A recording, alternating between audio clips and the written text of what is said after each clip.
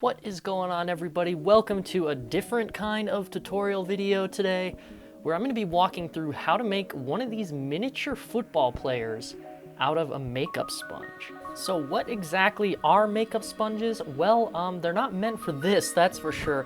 They are basically just tools used by makeup artists to sort of smear makeup around, I believe. I don't really know too much about them, but they're like these disposable little wedges that are nice and soft for like skin contact and skincare. But I repurposed these, and as a kid, I found some of these and started making little NFL football players out of these NFL gumball helmets and the makeup sponges as they nest right in here just like that. Not going to go into too much detail on the makeup wedges and their background because there is a blog post up on the Uniwatch blog that tells the whole story, so I will leave a link to that in the description if you're interested. And for this video, I'm just going to show you guys how to make one of these makeup sponge players. So let's start with the materials. First thing you're going to need is one of these foam makeup sponges. These little triangular prism shaped foam sponges come in a surprising variety of different sizes, which can be a little bit annoying as far as finding ones that fit your gumball helmet collection. The ones I've had good experience with in the past, and these are actually left over from my childhood craftsmanship, is this brand. It's called Posh, but I looked it up and I don't think they make them anymore. So just a word of advice, I would choose anything that is about 1 inch wide along the top and 1.75 inches along the side of the rectangular face. That's going to give you just about the best size so it will fit inside your gumball helmet. So the next material you're going to need is the obligatory gumball helmet.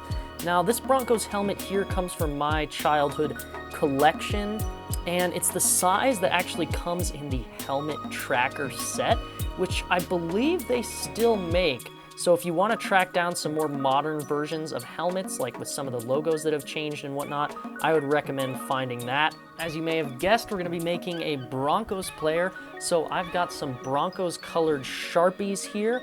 I pretty much just Sharpie the designs right onto the sponge. It actually looks pretty accurate. You can see what a completed one looks like right here. This is a Bears player, so add those to our material pool with the classic orange and blue. Today I'll be drawing Broncos running back Philip Lindsay, and I've been a Broncos fan my whole life, and Lindsay is by far my favorite player. Yeah, I just gotta show some love for a fellow University of Colorado alum. So the Broncos actually have a pretty unique number font, which will make this process a little more fun, since we won't just be drawing like regular athletic block numbers, nothing against teams like the Packers and Raiders. First step is to just look up a reference photo. I picked this one, which will work. You can see his number super clearly, and he's wearing that white road uniform. I've also got it right here as a reference on my phone, just so I can have something to draw from. I would recommend doing that so you get the details correct. Feel free to try a colored uniform if you like, but I always render these sponges in road uniforms because the sponges are base white and coloring an entire sponge can get a little bit messy. So this should work. I guess unless you're making a Rams player, good luck finding a bone-colored sponge. So you want to draw the numbers a little more than halfway down. You can kind of see this line right here from the packaging. Just draw a little ways down from that as the top of your numbers. That way, it will not get in the way of the helmet.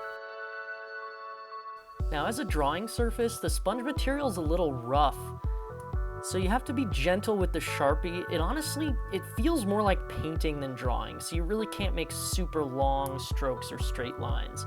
Luckily, these sponges come in pretty large packs, so if you mess up, which I definitely did, it's not too costly.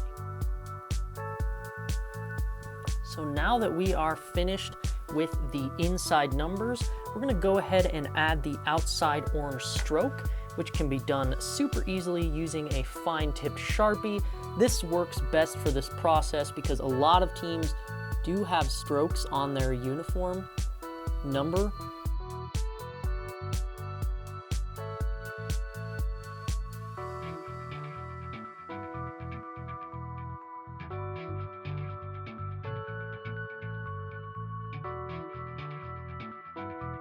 Alrighty, there we have a decent looking number 30.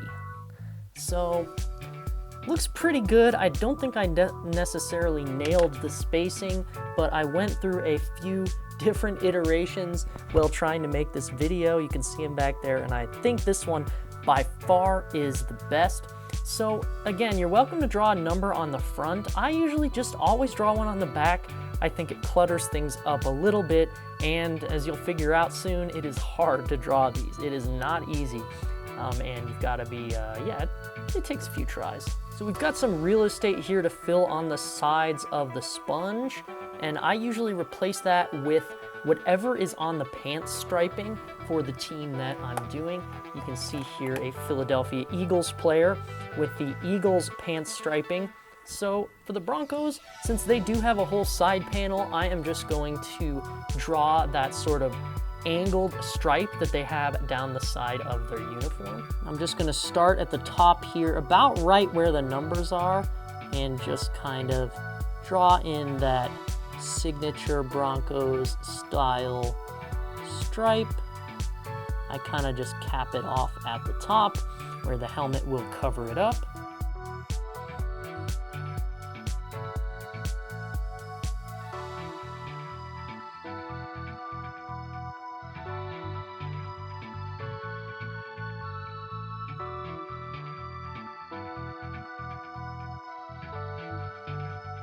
So now that the sponge is finished, we've got the side pants striping, we've got the awesome number 30 jersey number, and everything is pretty much set for Phillip Lindsay to put on his Broncos helmet, and that is just going to nest right around the edges of the player. So we just pop that in right there, kind of nest it inside just like that. And if we get it positioned correctly, now we can see we've got the side striping, the matching blue and orange numbers, and we have a little makeup cheese wedge Phillip Lindsay mini helmet player.